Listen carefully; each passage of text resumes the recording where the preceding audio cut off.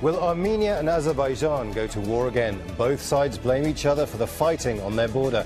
Can their decades of animosity be resolved? This is Inside Story.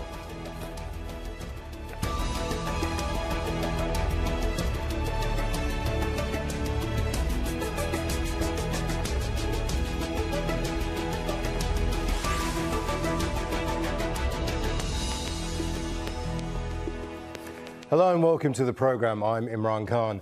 It's a conflict with roots dating back to the collapse of the Soviet Union. Armenia and Azerbaijan have been in dispute over the Nagorno-Karabakh region for decades. It's recognised internationally as part of Azerbaijan, but controlled by ethnic Armenian forces. Their war ended in a ceasefire in 1994, but there's been regular battles near the border ever since. Both accuse each other of triggering the latest artillery bombardment and drone attacks north of Nagorno-Karabakh. Fighting since Sunday has killed at least 16 people, mostly soldiers, on both sides, but at least one civilian too. Azerbaijan's president, Ilham Aliyev, has sacked the foreign minister, accusing him of meaningless negotiations with Armenia. Robin Forestier-Walker reports. Large crowds of protesters in Baku demanding the Azeri government declares war on Armenia. Some demonstrators managed to enter parliament early on Wednesday and were dispersed. The crowds are highly unusual in tightly controlled Azerbaijan, an indication of the national mood. An army general was one of 11 Azeri servicemen killed in 3 days of fighting on the border with Armenia. The Armenian government reports the deaths of 4 personnel. The latest fighting is north of the disputed territory of Nagorno-Karabakh. Internationally recognized as part of Azerbaijan, it's controlled by Armenian forces. Some 30,000 people died in the regional war between the former Soviet republics in the 1990s. Azerbaijan has accused Armenia's Prime Minister N.Paşinyanın of undermining long-standing peace talks chaired by the so-called OSCE Minsk group. On Wednesday, a lull in the fighting allowed monitors to observe damage to civilian homes. Armenia's foreign ministry told Aljazeera that de-escalation was now the priority. War is not an alternative. There is no alternative to the peaceful settlement. We remain committed to this, and we will work towards de-escalation and establishing an environment which helps, an atmosphere which helps peace and which favors the negotiating process. This is the biggest escalation since a 4-day conflict in April 2016 that saw some 200 people killed. Russia and Iran have offered to mediate, but Turkey says it stands with Azerbaijan. Unless the renewed fighting can be resolved, the risk of a wider conflict remains. Robin Forestier-Walker, Al Jazeera.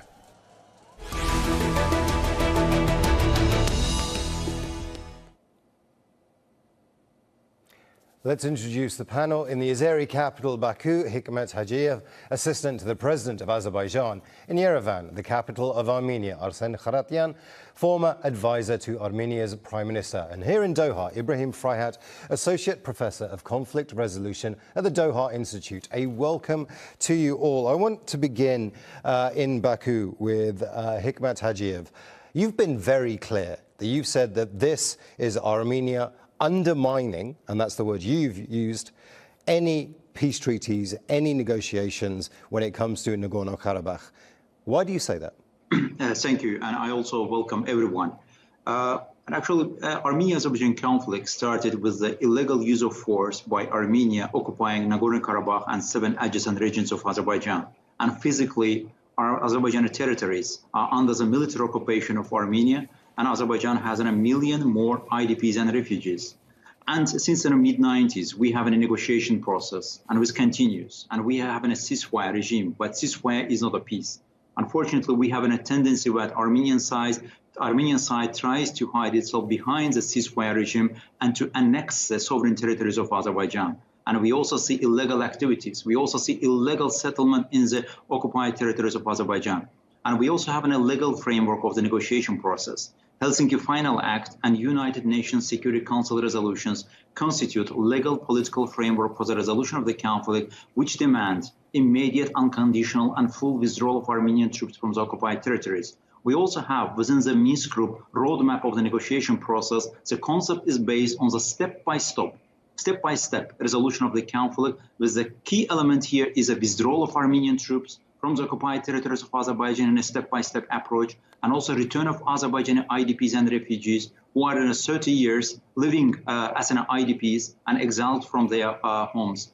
That's an overall concept of the negotiation process. Unfortunately, when Paşinyan came to power, we had an expectation that he's going to fulfill different or pursue different political agenda rather than the previous governments of Armenia. Unfortunately, we see that Paşinyan's statements, contradictory statements, undermining the format and also substance of the negotiation process. Armenia also tries to evade its responsibility for the occupation and aggression they have committed against Azerbaijan, and also tries not to fulfill its even obligations within the Minsk Group process.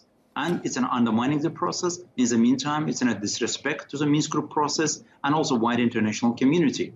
And in general, as a result of this conflict, I always cause this question to my Armenian colleagues with whom we have a discussion. What Armenia has achieved as a result of this conflict? Well, let's do that. Let's put that question. Let's put that question to Arsen Xaratyan. He's in Yerevan, the capital of Armenia. He's a former advisor to Armenia's Prime Minister. It's all your fault, says our guest in Baku. What do you make of that? Well, thank you very much for this opportunity. I also want to welcome all the panelists and, of course, our viewers, and for the interest in the region. In fact, I'm quite surprised about the faults, talking about faults now. I don't actually understand how one can talk about faults when just about 5 minutes ago we were hearing the foreign minister of Azerbaijan threatening possible bombing of the nuclear power plant in the territory of Armenia. We're not talking about Nagorno-Karabakh right now. We're talking about sovereign Armenia territory. We're talking internationally recognized borders of Armenia. What I want to make very clear, this is not just another escalation between Armenia and Azerbaijan. This is a very clear and direct threat to democracy. This is a threat to democracy. This is an attack against the democracy that we're trying to build in Armenia. We have, in 2018, Armenia went through one of the biggest and the most major change in its history, recent history.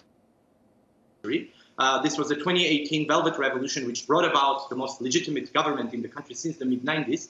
And we are undertaking a large agenda of reforms. We have a very popular government here, going through a lot of painful changes inside the country. But the people and the countries in the neighborhood, despotic regimes, seem to be quite nervous about it. What I am feeling here, what we are seeing here, is internal issues in Azerbaijan is triggering a regime to start and to further create animosity with Armenians, fueling Armenophobia, trying to direct its own public to actually draw attention or diverge from the real and the serious issues that we believe the country will have and has.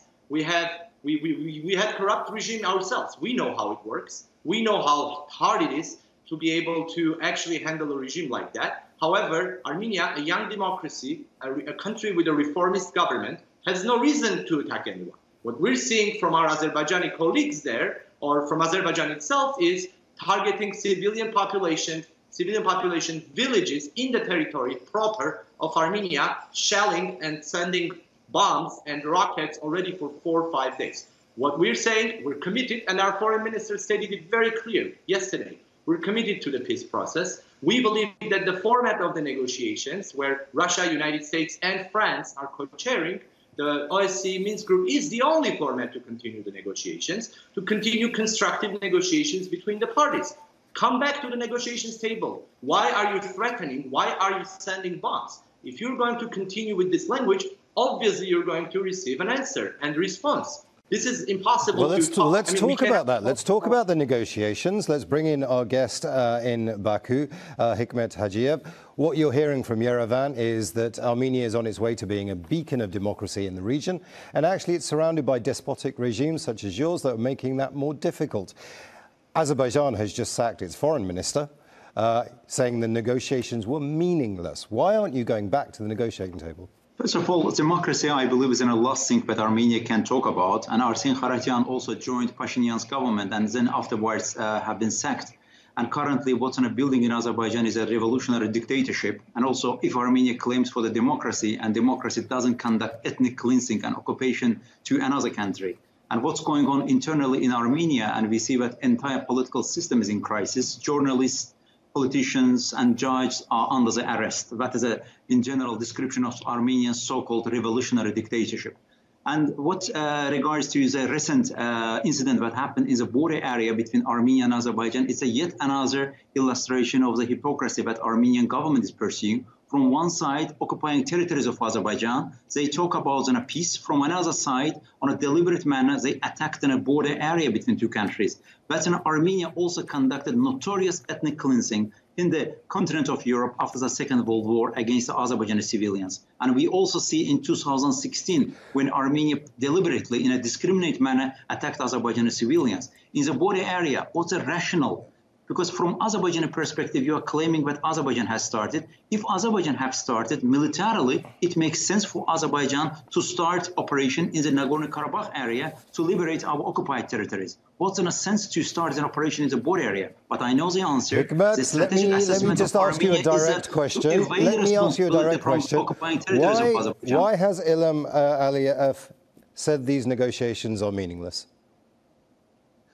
In general, we're 30 years Azerbaijan is engaged in negotiation process. Every time we see that Armenian side tries to create auxiliary technical elements to evade from the responsibility. One day they say that let's change the format. Another day they say that we don't have environment conducive to the peace. Next day they say that let's talk about a ceasefire confidence building measures. My question is a direct. You occupied territories of Azerbaijan. You conducted ethnic cleansing. Physically Armenian armed forces in the sovereign territories of Azerbaijan. You have a state responsibility under the international law.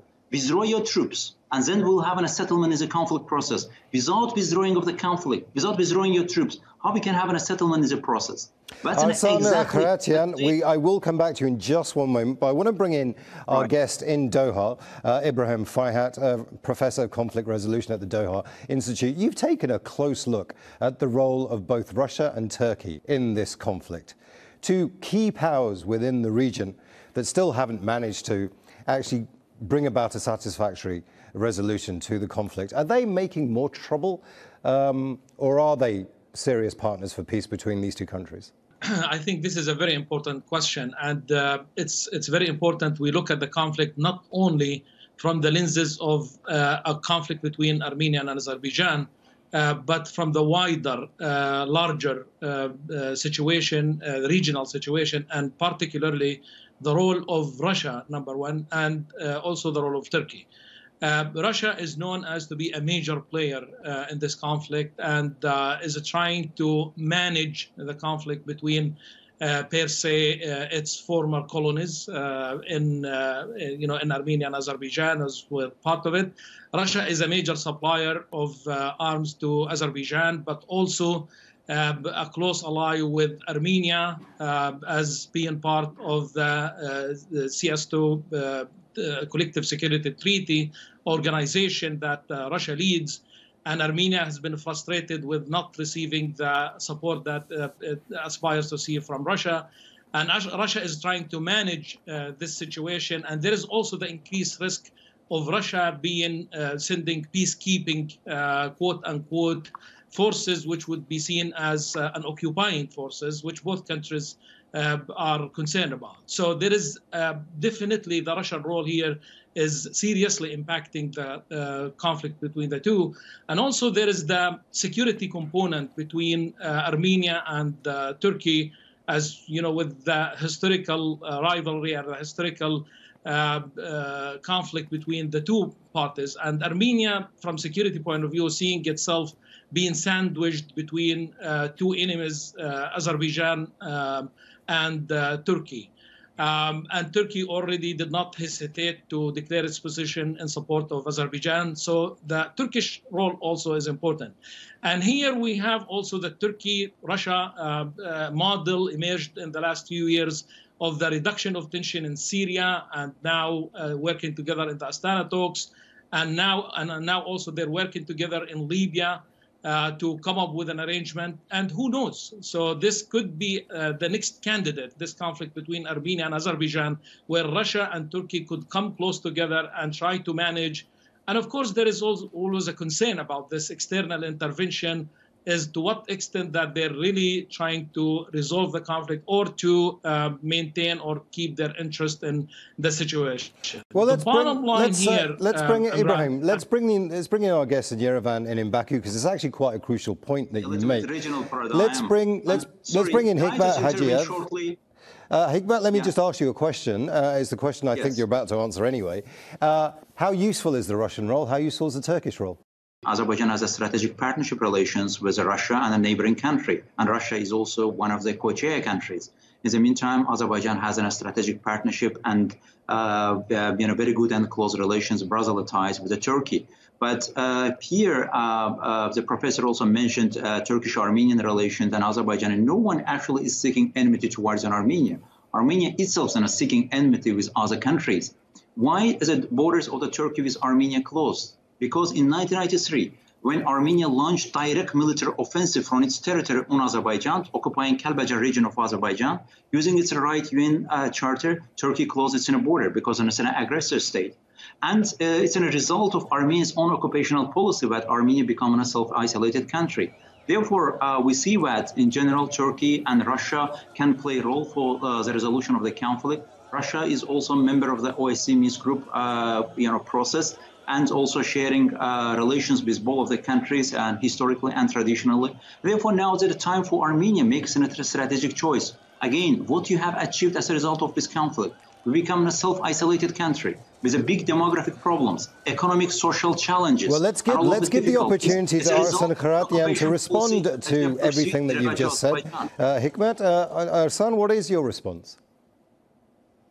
Well, it's Hikmət, as a former speaker of the foreign ministry, probably knows by heart the Azerbaijani official line, which is fine. I don't want to congest with this rhetoric the viewers, but I have to make a couple of comments here. Professor, it's not a conflict between Turkey and Armenia. It's the Armenian genocide that has created the political geography that we're currently living in, and of course, big players making deals and making the borders that we live in, including the problem that comes with Nagorno-Karabakh, which was created by Joseph Stalin and Mustafa Kemal Atatürk. So Turkey is indeed part of this. Turkey is the only country and the big player in the region that has been directly backing Azerbaijan on its aggressive moves. In fact, Turkish Foreign Ministry made a statement openly saying that they will be backing Azerbaijan on anything that they go for. So we expect possibly similar aggressive behavior from Turkey. So Turkey's possible role as an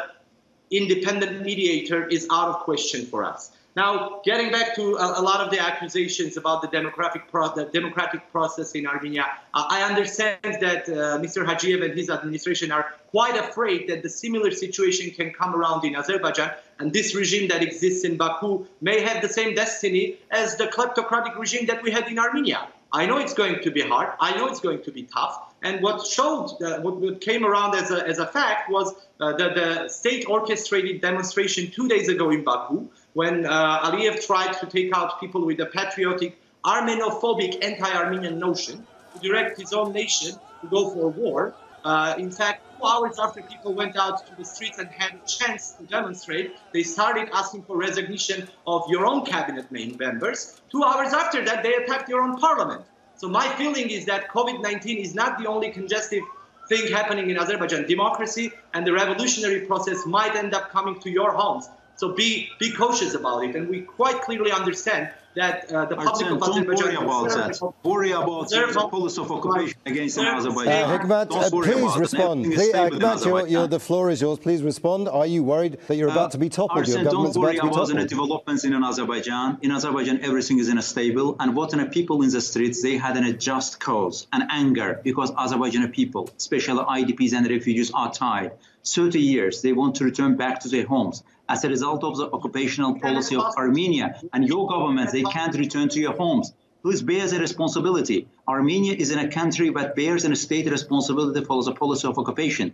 And Azerbaijani public went to the street and they demanded a justice. And they also tired that 30 years negotiation process goes on within the Minsk group process, but without any particular result. That is in a current situation that we have in the region. And you made also claims to the Turkey. In your constitution, you have a territorial claims against Turkey.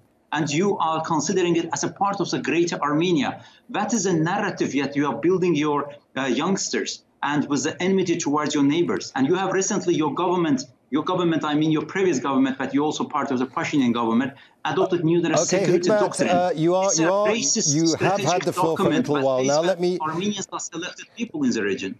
Let me bring in Arsen Xaratyan very quickly. These questions first. Very quickly. Azerbaijan is stable. This is not about the fear of the government being toppled, as you said. What's your response to that, just very quickly? Well, my feeling is that some of my colleagues say that Armenia's Prime Minister Nikol Pashinyan is more popular in Azerbaijan than Aliyev as a democratic leader. I'm sure it's not Pashinyan, it's the democracy, it's the human rights, it's the aspiration for freedom of speech and other liberties that your citizens are deprived of. And this is the reason why the people are going to be out in the streets. I mean, we're seeing your own president yesterday has been talking about only 150 people becoming volunteers to go to the war. Neither your people nor our people want war. What we want is to go back to the negotiations table and discuss peaceful settlement. I will have to make one more comment, especially when it comes to the confidence building measures. You, together with your administration, back in the day, agreed for better monitoring of the borders. Why are you refusing it now?